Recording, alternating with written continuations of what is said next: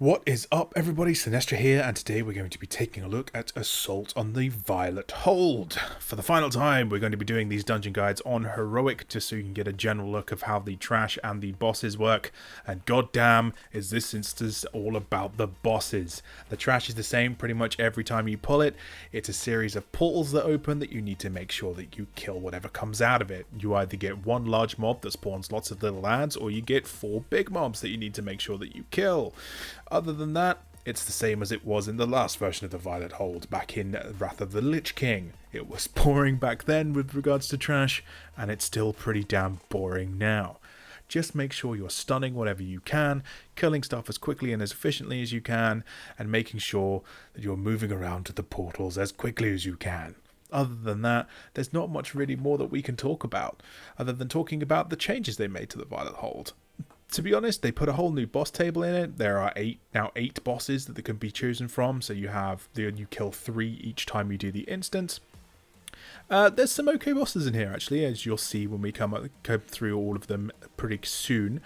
But it's still the Violet Hold. It was my least favourite instance back then, and it's still my least favourite now. I don't really like these gauntlet style things where you just like constantly kill stuff. It just gets really repetitive really quickly, and you'll probably enjoy it once when you see all the bosses once, but then after that it's always going to be a bit of a struggle. But as you can see here, every time we kill a pack of mobs, we do 20% of the bar that you can see on the right hand side. So we're coming up to our last pack now, which is this one, and we're soon going to be coming up to our very first boss on the dungeon table, which is going to be Shivermore. And here he is, Shivermore. He's a big old ice dragon from the old ICC days back in Wrath of the Lich Kings, and he's a dragon, so he has dragon mechanics. Don't stand in front of him, or you're going to get hit by the breath. Don't stand behind him, or you're always going to get hit by his tail whip. He has some rather frosty abilities that we're going to talk you through very soon as they start to happen. But he's pretty easy as it comes to bosses, as long as you know what you're doing. Don't stand in the frost patches that spawn, as you can see here. They're just going to hit you, and they're going to make your life a living hell. A very frozen hell, but a living hell. Make sure you do that. He's also going to target players with a random AoE's frost pulse. You need to make sure you're spreading out to avoid being hit by that. You can see there we're getting another round of the sort of frost meteors now. Just make sure you're not standing in the big swirly things on the floor. They're really obvious. You should be alright with that. And here you can see the AoE pulse, which we weren't very prepared for. You need to make sure you're moving away from other players. Once you've done that, he's also going to cast an ability called Ice Bomb. Ice Bomb's probably the most devastating ability he does. When he starts to cast Ice Bomb, get to high ground. If you don't, you get frozen in an ice block, like these two guys did. Make sure you don't do that. If you do, however, see someone getting trapped in an ice block, make sure that you dot them up, deal as much damage to them as possible, get them out very quickly. The last thing you want is your tank being stuck in an ice block and not being able to hold an aggro table. So make sure you deal with ice blocks as soon as they come up.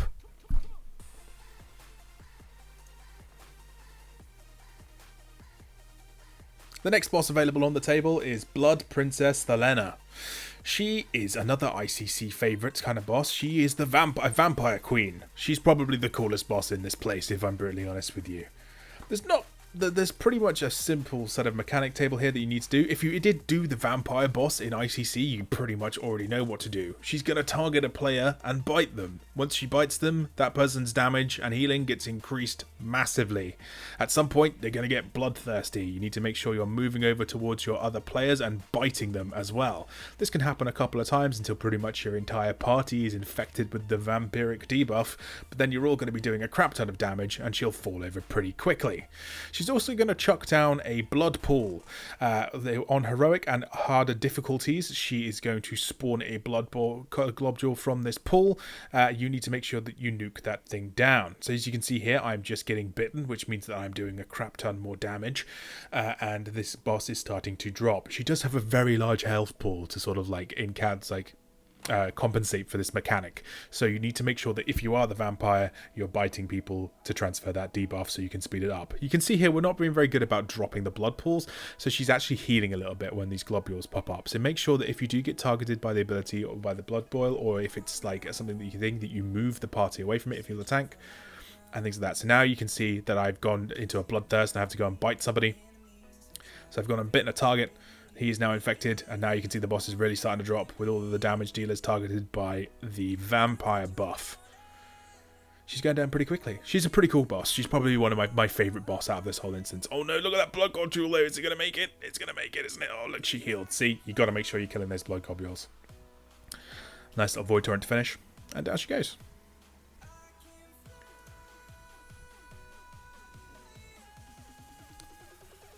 The next boss available, Festerface. Another ICC favourite. So as you can see here, pretty much they took all of the bosses from ICC and just said, oh, like, well, they were in the Wrath of the Lich King, we'll just lock them up before we fly over. But Festerface, what do we do with Festerface? He's going to vomit everywhere, and when he vomits, he's going to spawn a lot of little ads. You need to make sure that you're nuking these ads down as quickly as possible. Once you kill them, they're going to spawn a pool. They do pulsing AoE damage as well, which is not great. Once you can see you've got these pools. This is a mechanic your tank needs to deal with. He needs to drag the boss over the pools so that the boss can drink them. As you can see here, he's starting to move them over, but he's been all stunned. So there you go. So then if you don't let the boss drink the pools before they get too small, they just recongeal into the goo, and then you're going to have a bad time because he's going to keep spawning lots of these. You need to make sure that you're dealing with them properly, just otherwise you're going to get overwhelmed by massive, raid-wide, party-wide, pulse AoE. You wouldn't think after doing enough of these dungeon guides I'd stop saying raid-wide, but it's very much ingrained into my system, guys. I do apologise. But yeah, you can see here, we're nuking down these little ads just so they stop doing the big pulse. And then the tank is dragging the boss over the pools to kill him. But as you can see, Festerface is almost down, so just make sure that you're killing these ads as quickly as you can. You can see the little sort of like candlesticks that are dotted around the instance. You can hit one of those, that's going to do a huge AoE burst damage, but there's not many of those around, so use them sparingly. So if you get Festerface, go and hit one of those things as soon as there's a lot of ads out. If you're starting to struggle, that'll really help you nuke them down quickly. But as you can see, Festerface is very close to falling over, and there he goes. So that's Festerface.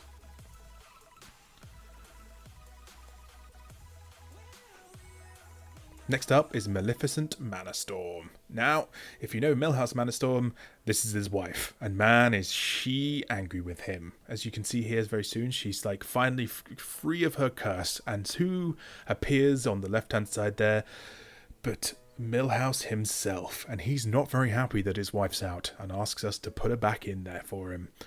But being the good sports we are going to give him a hand, and we're going to try and nuke her down. She's a really easy boss. She's funny, she's got some good RP, but there's not much you really have to worry about here. Nuke her as quickly as you can, and when she spawns Elementium squirrel bombs, make sure that you disarm them. You just run over to them and click them. And if you see thorium rocket chickens, like little rocket chickens with rockets on their back, make sure that you're nuking them before they explode. Maleficent is a pretty easy boss yet again. Pop Lust if you want, you can just get rid of her super quickly. She does hit pretty hard on tanks, so like that's probably why it's worth probably using some cooldowns on her if you get her. But you do have the option of getting her first boss, or you could have her second boss, which means you kind of have to think about where she's positioned. She's not hard though, you can see a chicken there on the right. But she's gone down pretty quickly, and there we go. Oh, and once you do kill her, she runs off and tries to escape. She does escape. She turns herself into a mouse and runs through the exit. But also her loot is up on this platform. That was a really nice conjunct ending that I put there that I ruined by not explaining the rest of the encounter. But that's Maleficent Manastorm, guys.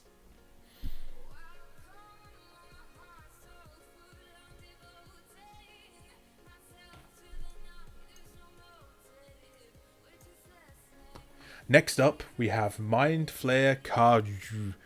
I can't spell. I can't pronounce that. It's got a lot of consonants that it shouldn't have. This guy, he's a big eldritch creature. Yet again, he's from Ulduar, this guy, I think. He's one of the big guys that was stood next to the guy that did Voidbolt at the very end, just before you fought Yogg-Saron. He's a pretty easy encounter as well. This one's about not standing in massive AoE patches. He's also going to spawn a load of tentacles around the room. This is a perfect time for you to be hitting the candlesticks, because it's just going to speed up the process massively. You can see if one of our players goes over there, hits that candlestick, and then suddenly, very quickly, all of these tentacles go bye-bye. This is a perfect time to use them. That's what we need to do anyway. So get using the candlesticks and just keep nuking the big Mind Flayer. He's another pretty easy encounter. Don't stand in the big shadow crashes he does, and you're pretty much safe to go.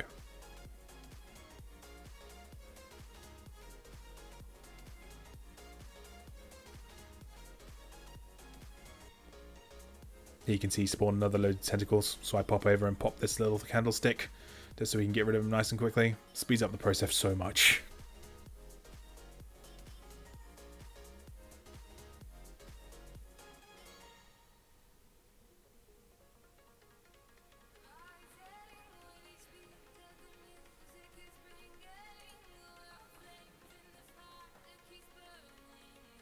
And down he goes.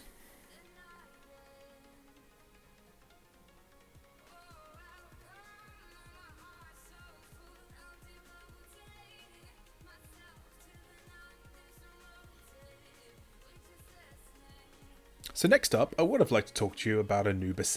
He's a giant demon, giant Anubarak spider creature, like the bugs from the Champions for raid in ICC, Wrath of the Lich King.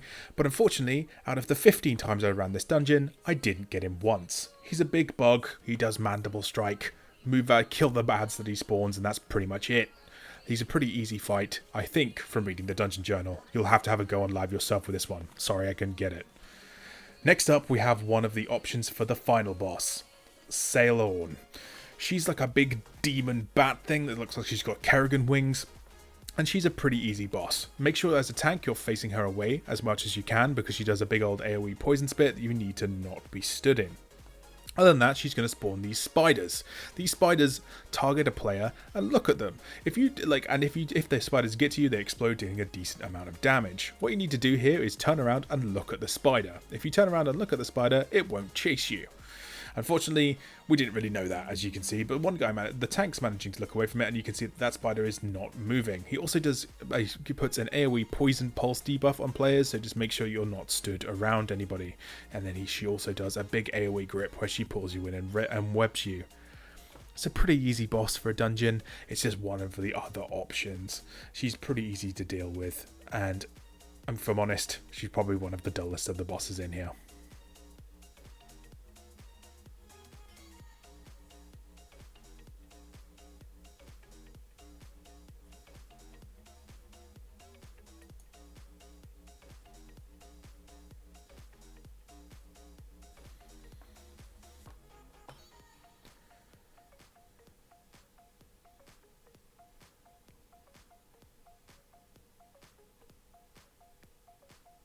And finally, we have Fell Lord Betrug. He is a big Fell Lord, as you can pretty much see, and he's a pretty easy fight as well. He's going to do some big old AoE sort of like waves that are very much like Zakuun's wave. Just make sure that you don't stand in them and get hit by them. And he's also going to sacrifice a target. When he sacrifices the target, he's going to pull them up to the platform where he spawned, and everyone gets taken back to the entrance. You'll see that coming up very, very quickly. He also does a massive AoE frontal cone ability, so just make sure tanks, you're facing him away from the party. You can see there the waves of side spawning from random players, so just make sure that you're moving out of them. As you can see here, I've been teleported up to the sacrifice pit. My teammate has had to come up and free me before I die. If they don't do it, you'd get killed horribly, so you don't want that to happen. So make sure you're freeing your teammates and getting them out. Once that's done, it's pretty much rinse and repeat. This guy is a really easy boss again. He's the least one of the last two bosses in this instance are probably the least challenging of the fights. So there we go. And with this video, guys, that wraps up our Legion Dungeon series. Unfortunately, I didn't get to do the 2 instances in Suramar, which are on Mythic only. Those will be coming post-launch once I get the Suramar rep required to get into them, as well as the gear in order to do Mythics as well. I really hope you've enjoyed these guides, guys. They've been super fun to make, and hopefully they're super useful. And hopefully we'll keep making this stuff. Like the Karazhan patch, they got announced as being between 7.0 and 7.1. Well, it is 7.1 is the Karazhan patch. I will hopefully be trying to make you some guides for that as well. So I will be jumping onto the PTR as soon as I have time to get on it. But I'm going to be focusing on doing some guides for Suramar in the meantime. So thank you very, very much for watching, guys. It's been an absolute pleasure going through all these dungeons with you. I look forward to seeing you all in Legion. Have a good one, guys.